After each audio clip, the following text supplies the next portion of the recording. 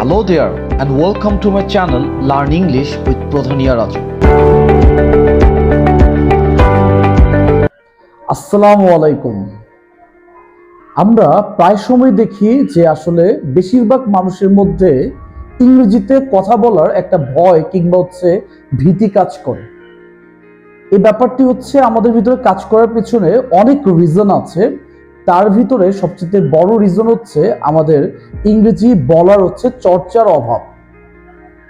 So আমরা এই জিনিসগুলো চর্চাগুলো যদি আমরা প্রতিনিয়ত করতে পারি তাহলে আমাদের ইংরেজিতে অনেক বেশি আমাদের উপকার হবে। সো আমরা কিভাবে এই চর্চাগুলো বাড়াতে পারি, বিভিন্ন জিনিস সম্পর্কে আপনি যে কোনো ব্যাপারে কথা বলার চেষ্টা করবেন, তাহলে কিন্তু আপনার ইংরেজি বলার যে অভ্যাসটা আস্তে আস্তে গড়ে উঠবে। তো চলুন আজকে আমাদের এই আপনাদের ভালোর জন্য আমরা আমার এই ক্ষুদ্র প্রচেষ্টা আজকে আমরা এই জিনিসগুলো দেখাচ্ছি, একটু ফলো করবেন। আশা করছি আপনি অবশ্যই আপনি একটি ভালো ফলাফল পাবেন। এখানে আমি আজকে আপনাদের বি ভার্ব দিয়ে আমরা সচরাচর কিন্তু আমরা এটা জানি যে বি ভার্ব মানে am is are was were, হ্যাঁ, বি বিন বিং, এই জিনিসগুলো বি ভার্ব। কিন্তু বি ভার্ব দিয়ে জানা পর্যন্ত সীমাবদ্ধ থাকলে হবে না। আমাদেরকে যে কাজটি করতে হবে সেটি হলো বি ভার্ব দিয়ে ইংরেজিতে কথা বলা শিখতে হবে এবং এটির প্রয়োগ জানতে হবে যে কোথায় কোথায় আমরা এগুলোকে ব্যবহার করতে পারবো। সো এই ব্যাপারটি আমরা এখানে গুরুত্ব দিচ্ছি। চলুন আমরা এই জিনিসগুলো ব্যবহারগুলো জেনে নেই। প্রথমত আমাদের যে ব্যাপারটা আসছে সেটা am is are was were, be been being থেকে আমাদের am এর ব্যবহারটা আমরা দেখব। এই am শব্দের অর্থ কি? am শব্দের অর্থ আছি কিংবা হই। মনে রাখবেন am শব্দের অর্থ আমাদের কি বোঝায়? am শব্দের অর্থ আমাদের আছি কিংবা হই। আমরা যদি কোনো কিছু আছি কিংবা হই প্রকাশ করতে চাই তাহলে আমরা am এর ব্যবহারটা করব। যেমন আমি একটা এক্সাম্পল দিয়েছি, I am in ঢাকা, কিংবা এটাকে আমরা যে কন্ট্রাকশন করে ইউজ করি তাহলে আমার ইংলিশটা হবে I'm in ঢাকা।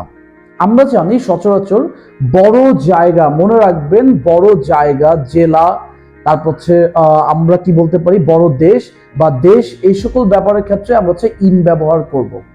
আর ছোট জায়গা যেগুলো আমরা প্রায়শই যেগুলোতে আমরা কি করি, যেমন ধরেন আড্ডা দেওয়ার জায়গা বা বিভিন্ন স্পেসিফিক সুনির্দিষ্ট যে জায়গাগুলো আছে, যেমন আমি বললাম যে তাকে আমি রেল স্টেশনে গিয়ে খুঁজে পাবো, অ্যাট দ্য রেলওয়ে স্টেশন। যেমন টি স্টলে খুঁজে পাবো, অ্যাট দ্য টি স্টল। হ্যাঁ, coaching centre, at the coaching centre. এইভাবে কিন্তু আমরা এই ক্ষুদ্র জায়গাগুলোকে আইডেন্টিফাই করতে পারি। তো মনে রাখবেন বড় জায়গার ক্ষেত্রে ইন আর ছোট জায়গার ক্ষেত্রে at।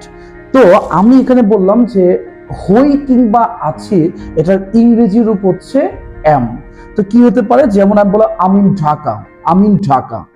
এটার অর্থ কি? এটার অর্থ হলো আমি ঢাকার মধ্যে আছি।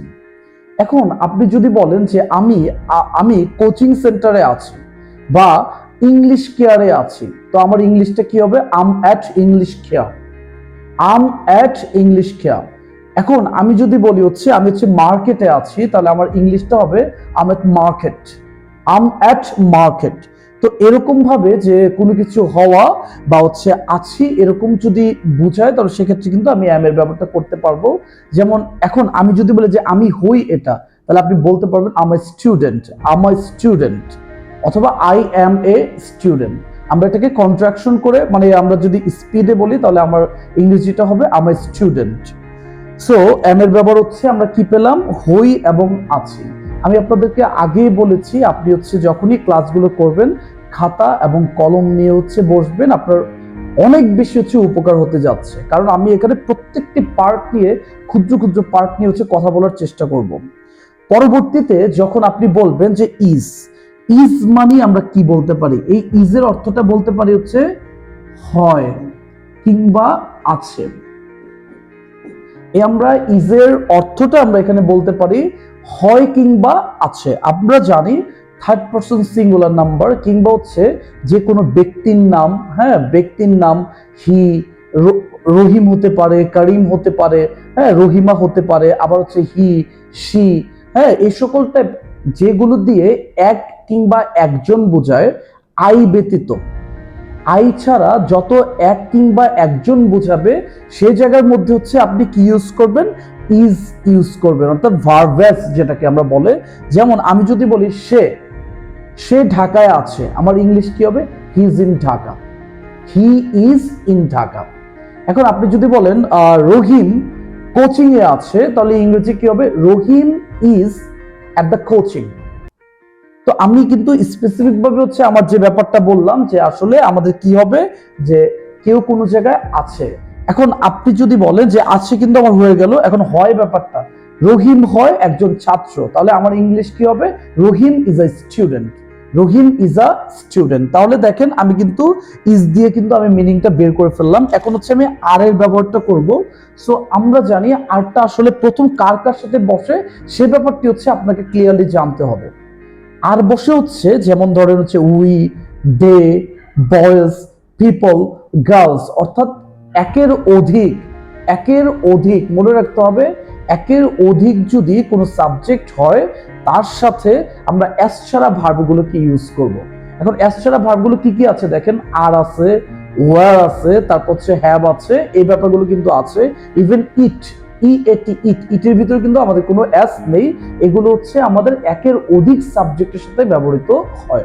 এখন আমি যদি বলি যে তারা ঢাকায় আছে, সেম ব্যাপার, আছে আছে, তারা হয়, তারা আছে। ইজের যে অর্থটা পেয়েছেন সেম ব্যাপারটা হচ্ছে আর এর ক্ষেত্রে কিন্তু আপনার সেম অর্থটা হবে। এখন আপনি যদি বলেন তারা ঢাকায় আছে, আমি জাস্ট একই রকম ভাবে দিচ্ছি, আপনি একটু চাইলে চেঞ্জ করতে পারবেন সবগুলো। তারা ঢাকার মধ্যে আছে, তাহলে আপনার ইংরেজি কি হবে, they are in Dhaka, they are in Dhaka. এখন যদি বলেন তারা টি স্টলে আছে কিংবা চায়ের দোকানে আছে, তাহলে কি বলবেন, দে আর অ্যাট দ্য টি স্টল। তো এইভাবে কিন্তু আপনি অ্যাট দিয়ে হচ্ছে আপনি কথাটা বলতে পারবেন। ছোট জায়গার ক্ষেত্রে অ্যাট এর ব্যবহার করবেন, বড় জায়গার ক্ষেত্রে ইন এর ব্যবহার করবেন। এখন যদি বলেন যে তারা হয় ভালো স্টুডেন্টস, তাহলে কি হবে, they R good students, they R good students, তারা হয়। তাহলে আপনি কিন্তু এখানে পাচ্ছেন হয় দিয়েও পাচ্ছেন, আবার হচ্ছে তারা আছে দিয়েও পাচ্ছেন। এখন দেখেন হচ্ছে আমি যদি কথাগুলোকে অতীতে নিয়ে যাই, যদি এই কথাগুলোকে যদি আমি অতীত দিয়ে যদি কাউন্ট করি, যেমন ধরেন আমি বললাম আমি আছি, তখন এটাকে অতীত দিয়ে বললে হবে আমি ছিলাম।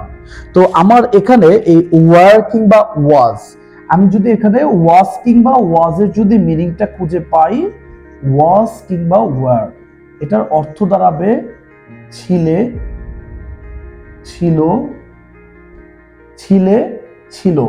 হ্যাঁ, তাহলে আমাদের এখানে যদি বলি যে তা আমরা ওয়াজ এবং ওয়ার যদি অর্থটা বলি, তাহলে আমাদের অর্থ কি হবে, ছিলে কিংবা ছিল। দেখেন যে আমি বললাম ইউ ওয়ার ইন ঢাকা, অর্থ কি, যে তুমি ঢাকাতে ছিলে, তুমি ঢাকাতে ছিলে। এটা কি বোঝাচ্ছে, এটা কিন্তু অতীত বোঝাচ্ছে বিধায় আমি কিন্তু ইউর সাথে কিন্তু কখনো ওয়াজ হয় না, ইউর সাথে হবে হচ্ছে ওয়ার। তাহলে ইউ ওয়ার ইন ঢাকা, তুমি ছিলে ঢাকার মধ্যে ছিলেন। এখন আমি এটাকে যদি আমি বলি যে ইউ না বলে যদি হি দিয়ে যদি আমি সাবজেক্টটাকে আনি, বা যে কারো নাম দিয়ে, যে সৈকত ঢাকাতে ছিল, ইংরেজিটা কি হবে, Saikat was in Dhaka, Saikat was in Dhaka. তারপর হচ্ছে আমি যদি এই জিনিসগুলো অতীত দিয়ে, এখন আমি যদি বলি তারা অনেক ব্যস্ত ছিল, আমি ইংরেজিটা আমি এখানে মুখে বলছি বাংলাটা, তারা অনেক ব্যস্ত ছিল, এই ইংরেজিটা কিভাবে করবেন, ইংরেজিটা হবে they were so busy, they were so busy. এখন আমি যদি তাদেরকে না দিয়ে যদি আমি বলি সে অনেক ব্যস্ত ছিল, তাহলে ইংরেজিটা হবে যে he was so busy, he was so busy. তাহলে আমরা দেখলাম যে ওয়াজ কিংবা ওয়ার মানে ছিলে কিংবা হচ্ছে ছিল, আর বি মানে হচ্ছে কি, বি মানে হচ্ছে ভবিষ্যতে হওয়া, ভবিষ্যতে হওয়া।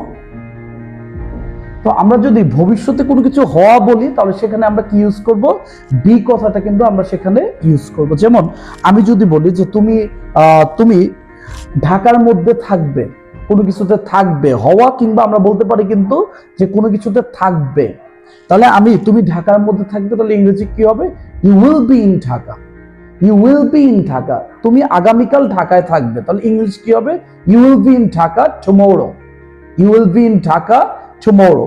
এখন আমি যদি এটাকে বলি যে তুমি একজন ডক্টর হবে, ইংলিশ কি হবে? You will be a doctor. You will be a doctor.